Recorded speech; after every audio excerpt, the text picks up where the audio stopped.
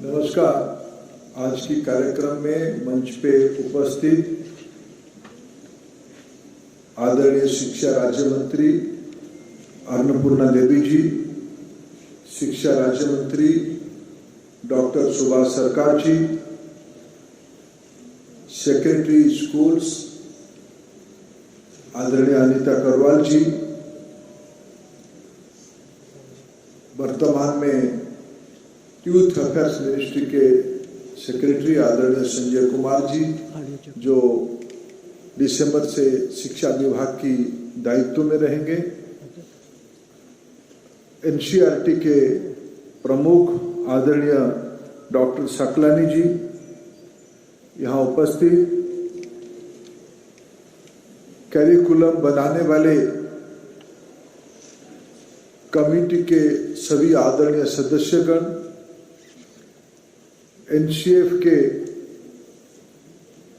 Committee के द्वारा नियुक्त मैंडेट कमेटी की आदरणीय सदस्यगण, विशेष करके आदरणीय अनुराग जी और शंकर मोरवाड़े जी, सभी आदरणीय महानुभाव, टेक्नोलॉजी में जुड़े हुए देश की विभिन्न स्थान पे उपस्थित शिक्षाविद, शिक्षक, विशेषज्ञ और शिक्षा में रुचि रखने वाले सभी आदरणीय महानुभावगण, मीडिया के मित्रगण, मैं आज सबसे पहले पिछले कुछ सालों से शिक्षा नीति को, इसी सरकार की दृष्टि को, विशेष करके माननीय प्रधानमंत्री नरेंद्र मोदी जी की दूरदर्शी कल्पना को एक सामाजिक आंदोलन की रूप देने का, जिनकी नेतृत्व में हमने आज ये सफलता प्राप्ति की है, ऐसे देश की अनोखा धरोहर डॉक्टर कस्तूरी रंगन जी की 82वें जन्मदिन पे हम देश की ओर से उनको प्रणाम करते हैं, उनको अनेक अनेक बधाई और शुभेच्छा देते हैं। उन्हीं की मार्गदर्शन में, उन्हीं की नेतृत्व में समाज जीवन के अनेक महानुभावों को एकत्रित करके जो मसौदा 2020 जुलाई 29 में स्थापित हुई थी, लोकार्पित हुई थी, तब से लोग पूछ रहे थे कि एनईपी लागू हो गया क्या, कब लागू होगा, क्यों लागू नहीं हो रहा है। ऐसे अनेक जिज्ञासा, उत्साह, उत्सुकता, नकारात्मक टीका टिप्पणी, प्रजातंत्र में नकारात्मक टीका टिप्पणी ही अच्छे काम करने को प्रेरणा देती है। ऐसे सारे फीलिंग के अंदर धीरे धीरे मैं आज बड़े आत्मसंतोष के साथ कहता हूं, पिछले 8 सालों में जो यज्ञ चली, जो चर्निंग हुई, जो मानस मंथन हुई, उसकी अमृत धीरे धीरे टपकने लगा है। कल हमने एनईपी की रिकमेंडेशन की एक बहुत महत्वपूर्ण उपलब्धि को समाज के सामने लोकार्पित किया। इंटीग्रेटेड क्रेडिट फ्रेमवर्क जो लोकार्पित होगा, सबके सामने रहेगा, लोग उसमें अभिमत देंगे, सुझाव देंगे, उसको फिर एक अंतिम रूप दिया जाएगा। ऐसे ही शिक्षा नीति की, राष्ट्रीय शिक्षा नीति की अगर सबसे महत्वपूर्ण अंश कोई था तो स्कूली बच्चों की कैरिकुलम बनाने का काम सबसे महत्वपूर्ण था, क्योंकि ये फ्यूचरिस्टिक था। भविष्य को संभालने की जो सॉफ्टवेयर बनना है, सॉफ्टवेयर बनाने की काम एनसीएफ ने किया। और एनसीएफ की जो 4 स्टेज रहेगा स्कूली एजुकेशन में, एनसीएफ की जो 4 स्टेप रहेगा, उसमें से फाउंडेशनल, प्रिपरेटरी, मिडिल और सेकेंडरी सबसे चुनौती भरा, सबसे जिम्मेवारी वाला, सबसे महत्वपूर्ण था ये 5 साल की कैरिकुलम को बनाना, क्योंकि विशेषज्ञों और वैज्ञानिकों ने प्रमाणित किया है बच्चा 7-8 साल के अंदर 85% बन जाता है। वो जो कच्चा मिट्टी रहता है, मिट्टी एक आकार लेना शुरू करता है इन दिनों में, और उन दिनों की विषय क्या रहेगा, प्रसंग क्या रहेगा, ये सारा विषय की, इसीलिए मैंने कह रहा हूं आज इसकी सबसे, मेरे दृष्टि से एनईपी की सबसे महत्वपूर्ण विषय था एनसीएफ की फाउंडेशनल कैरिकुलम को बनाना। जिन लोगों ने उसको बनाने में नेतृत्व किया, भूमिका निभाई, उन सभी को मैं व्यवस्था की ओर से, देश की ओर से दिल की गहराई से कृतज्ञता ज्ञापन कर रहा हूं। उनको अनेक अनेक बधाई। आपकी मेहनत आज एक रूप लाई है। ये मसौदा अभी जिसको एनसीईआरटी को दिया गया, एनसीईआरटी से यही अपेक्षा रहेगा, या आगे एससीईआरटी को तुरंत पहुंचाएगा, इसको पब्लिक डोमेन में रख दिया जाएगा। अनेक लोग उसमें मंथन करेंगे, अपने विचार देंगे। विचार लेने की भी एनसीईआरटी कुछ व्यवस्था बनाएगी। उस विचार आने के बाद फिर सिलेबस, फिर टेक्स्ट बुक, और मेरा तो अपेक्षा है, मैं शायद उसमें मेरा विश्वास है, एनसीईआरटी अगले सरस्वती पूजा तक, बसंत पंचमी तक इसी फाउंडेशनल समूह की जो कैरिकुलम, सिलेबस, टेक्स्ट बुक, क्योंकि कहा गया इसमें सारे में टेक्स्ट बुक की आवश्यकता नहीं है, स्वाभाविक है, क्योंकि बहुत सारा चीज खेल आधारित होगा, कहानी आधारित होगा, पढ़ाने की पद्धति महत्वपूर्ण होगा, ना केवल बच्चों के लिए उसमें से रिकमेंडेशन है, उस समय की पढ़ाने वाले टीचर्स के लिए, शिक्षक शिक्षयित्रियों के लिए भी उसमें से सुझाव और पाथवेज है। ये सारे को एक तैयारी अगले सरस्वती पूजा तक हम देश के सामने रख पाएंगे, ये मेरा पूरा विश्वास है। इस काम पे सब लोग वार फुटिंग पे हम लोग अभी लगेंगे। अभी तो एक नया दुनिया आई है। मैं देश में जो नए पीढ़ी की बच्चे हैं, उनकी दृष्टि से जो नया टेक्नोलॉजी बेस्ड इनोवेटेड पेडागोजी बन रहा है, इमर्ज हो रहा है। मैं जब इसको कह रहा हूं कॉन्शियसली एडुटेक नहीं कह रहा हूं, क्योंकि आज एडुटेक की अर्थ अखबारों में बड़े बड़े विज्ञापन देने कंपनियां बन गए, फिर वो कभी भारत की मैप कहां दिखाते वो प्रश्न बन जाता है। मैं उनको सुधारने की सुझाव देता हूं, लेकिन इन दिनों में देश की बहुत सारे इनोवेटिव टेक्नोलॉजी टॉय बनाने में और गेम बेस्ड एजुकेशन कम्युनिकेशन की, ऐसे गाना, ऐसे पेडागोजी अनेक आ चुका है। ये सारे लोगों को अभी सुविधा होगा।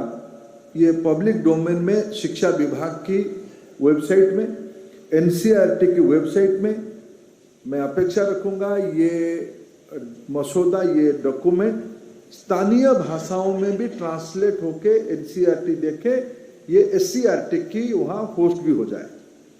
उस राज्य की जो बुद्धिजीवी है, बच्चों के बारे में लिखने वाले, बच्चों के बारे में सोचने वाले, दुनिया नए पीढ़ी की टेक्नोलॉजी वाले लड़के लड़कियां इस काम पे लगे कि इस रिकमेंडेशन के आधार पे हम कैसे अपने मटेरियल बनाए, कंटेंट बनाए, छोटे छोटे वीडियो बने, छोटे छोटे गाना बने, इनोवेटिव तरीके की गेम्स बने।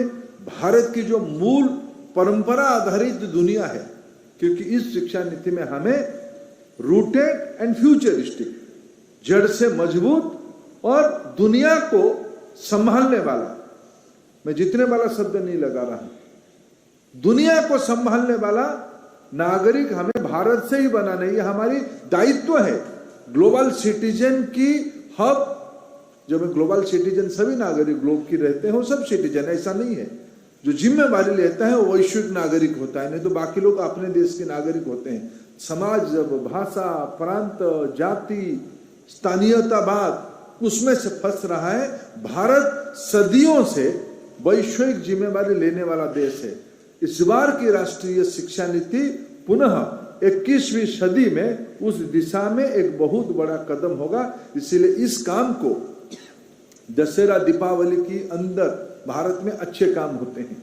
लक्ष्मी पूजा अभी अभी खत्म हुई है, इसीलिए भारत की इसी परंपरा को आगे बढ़ाते हुए 21वीं सदी की भविष्य की दुनिया की नींव आज हम रख रहे हैं। इसीलिए आज बहुत महत्वपूर्ण दिन है और उस पे सोने पे सुहागा। आज केंद्रीय विद्यालय ने, मैं सबसे पहले बधाई दूंगा उत्तराखंड सरकार को। उत्तराखंड सरकार ने लगभग 4000 से ज्यादा स्कूल में जहां उनकी व्यवस्था थी, ऐसे जगह पे उन्होंने, हम तो केंद्रीय विद्यालय के माध्यम से पायलट कर रहे हैं, वो तो पूरा इंप्लीमेंट ही कर दिए। बाल बाटिका जो देश की व्यवस्था में पहली बार, कुछ दिन पहले प्रधानमंत्री जी ने कहा था देश में सरकारी स्कूलों में अभी प्ले स्कूल होगा। प्ले स्कूल होता था कहां? शहरों में संपूर्ण घर की बच्चों के लिए केजी होती थी। गांव में या शहर की बस्तियों में आंगनबाड़ी होती थी। आंगनबाड़ी भी इसी प्रकार के काम करता था, लेकिन ज्यादातर न्यूट्रिशन के ऊपर ध्यान था। लेकिन इंस्टीट्यूशनलाइज तरीके से बाल बाटिका 1, 2, 3 के माध्यम से पाठ्यक्रम, पढ़ाने की व्यवस्था, पढ़ाने की पद्धति, एक लर्निंग आउटकम टारगेटेड के साथ हम एक नई मसौदा इसी एनसीएफ में फाउंडेशनल समूह के लिए आज हमने लोकार्पित किया। साथ साथ 50 स्कूल में, उत्तराखंड को जो मैं बधाई देता हूं, केंद्रीय विद्यालय को भी बधाई देता हूं। केंद्रीय विद्यालय ने आज से, अभी हम लोगों ने उस क्षण का भी साक्षी बने, देश की लगभग हर एक प्रांत में 50 स्कूल में पायलट मोड पे बाल बाटिका 1 की पढ़ाई शुरू हो गई है। ऐसा नहीं कि कोई एकदम अचानक अनजान थे। जो विषय एनसीएफ में लिखा है, थोड़ा बहुत तो चर्चा में आई थी, समाज के अंदर के ही बात तो एनसीएफ में है। ये सारे को आधार करके एनसीएफ की मूल स्पिरिट को आगे लेते हुए केंद्रीय विद्यालय भी आज से 50 स्कूलों में बाल बाटिका 1 शुरू कर देगी, 2 भी शुरू होगा, 3 भी शुरू होगा। तीनों प्रकार की learning experience, teaching experience and school चलाने के एक्सपीरियंस के आधार पे हम अगले शिक्षा वर्ष में सीबीएसई की सारे स्कूल्स, राज्य सरकारों से चर्चा करके उनकी बोर्ड में चलने वाले स्कूल्स, आने वाले 3-4 साल में एनईपी ने रिकमेंड किया है, आने वाले कुछ सालों में, मेरा तो अपेक्षा रहेगा, शुभ काम में विलंब नहीं करनी चाहिए। उसको जल्दी ही जल्दी हम देश की सारे आयु 3 की बच्चों को स्कूल पे ले आए, फॉर्मल स्कूल पे ले आए, उसकी अनुभव ले, उसको सेलिब्रेट करे, उसको बनाने के काम पे लगे। मित्रों, देश आज सच में चुनौती भरा स्थिति में है।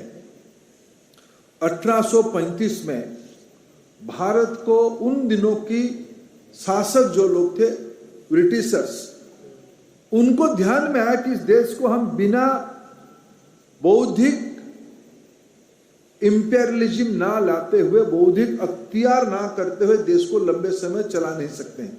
इसीलिए माननीय मैकॉले को जिम्मेवारी दिया गया और मैकॉले जी ने कोई छुपाया नहीं था, कोई उसमें से उनके मन में कोई ग्लानि नहीं थी कि भारत को 2 कारण से हमको एक नया शिक्षा पद्धति में डालना पड़ेगा। इसीलिए उन्होंने कहा कि भारत को लंबे समय तक पराधीन रखना और ब्रिटिश हुकूमत को आर्थिक फायदा मिलता रहे, ऐसा एक शिक्षा प्रणाली लाना है। मित्रों, देश आजादी का 75 साल पूरा कर चुका है अंग्रेजों से। कल भी माननीय प्रधानमंत्री जी को कहना पड़ रहा है कि हमें राष्ट्रीय शिक्षा नीति के माध्यम से भारत की पराधीन मानसिकता को निकालनी पड़ेगी। मैं बहुत आज प्रसन्न हूं, उसी दिशा में आज एक महत्वपूर्ण कदम है। बीच में कोई एक व्यक्ति को, एक समाज को, एक सभ्यता को विस्मृति होती है, इल्यूजन आती है, कंफ्यूजन आती है, स्वाभाविक है, शायद ब्रह्मांड की नीति है, भगवान की रची हुई व्यवस्था बीच बीच में तंद्रा आएगी। इसलिए तो साहित्यकार ने उस स्थिति को तंद्रा लिखा है, छाया लिखा है, अंधकार लिखा है, द्वंद्व लिखा है। ये सारे शब्द अनेक भारतीय भाषा में अपने अपने उपमा में लिखा गया है। ऐसे व्यक्ति को आता है, समाज को आता है, सभ्यता को आता है। मित्रों, मैं आप सबसे इतना मैं भावुक होता हूं इस विषय में। हमारी देश में हम सभी को भगवान मानते हैं, हम सभी को आस्था मानते हैं। कोई भगवान माने ना माने, हम तो चारवाक को भी पूजा करने वाले लोग हैं। चारवाक नास्तिक थे। चारवाक कहते थे कि भाई हम नहीं मानते सारे चीज को, जिंदगी भर ऋण करते, आनंद में रहो, इसे मानने वाले लगते थे। नास्तिक को भी हमारा देश में आस्था माना जाता है। हमारी इस शिक्षा पद्धति के मेरे दृष्टि से दो पहलू है, जिसको बखूबी बनाने वाले समूहों ने उसको ध्यान दिया है। जब मैं आज इसको लोकार्पित हो रहा हूं, थोड़ा मैं और थोड़ा स्पष्टता के साथ एक उसकी समूहों की एक प्रमुख स्टेक होल्डर के नाते मेरे समझ को मैं आपके सामने रखना चाहता हूं। मित्रों, भारत की जब हम कहते हैं भारतीय पद्धति लाना है, भारतीय पद्धति का अर्थ क्या है? भारत वैज्ञानिक पद्धति में सदैव विश्वास रखा है। हमने कहा है कि शिक्षा व्यवस्था अन्नमय कोश, पंचकोश आधारित होना चाहिए। पंचकोश की अर्थ क्या है? पहला पंचकोश की पहला शर्त है अन्नमय कोश होनी चाहिए। फिजिकल बॉडी के बारे में उसमें वर्णन किया गया है, उसकी डीएनए, उसकी सेल, उसकी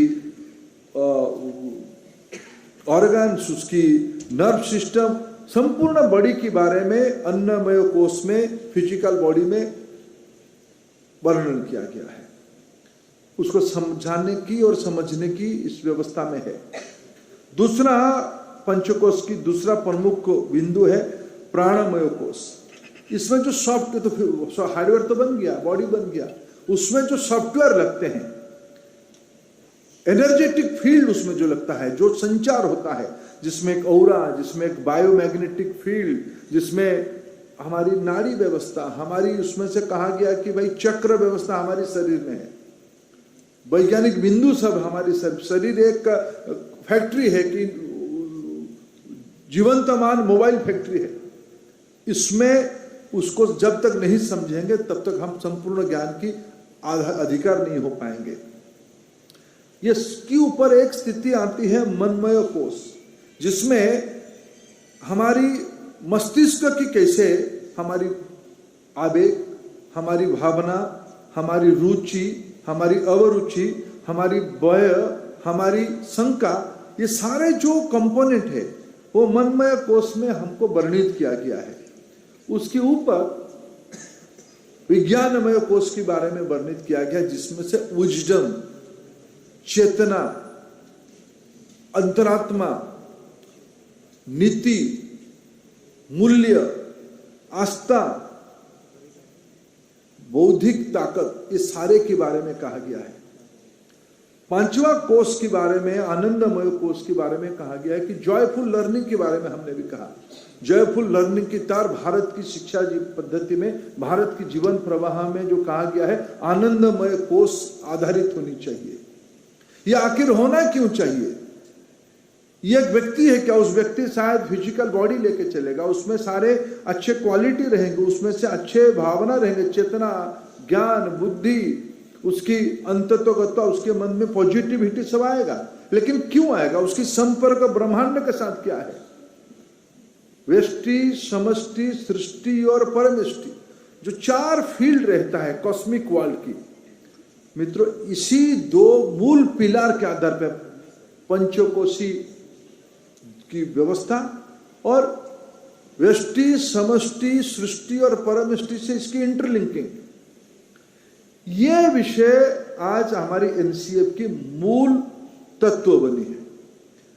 ये मूल विचार को 21वीं सदी की जो आवश्यकता है, 700-800 करोड़ लोग हैं दुनिया में। आज की खाद्यान्न की चुनौती, हाथ में काम देने की चुनौती, इंटरनेट आया तो बच्चे मैदान से बजाय कंप्यूटर के अंदर घुस गए हैं। नई नई चुनौती आ रहा है।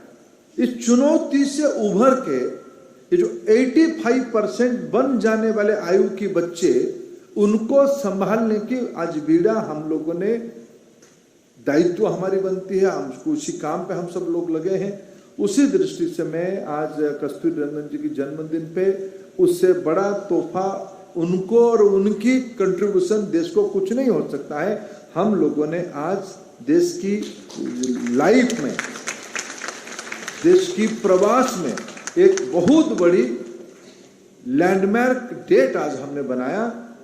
आज है 20 अक्टूबर 2022।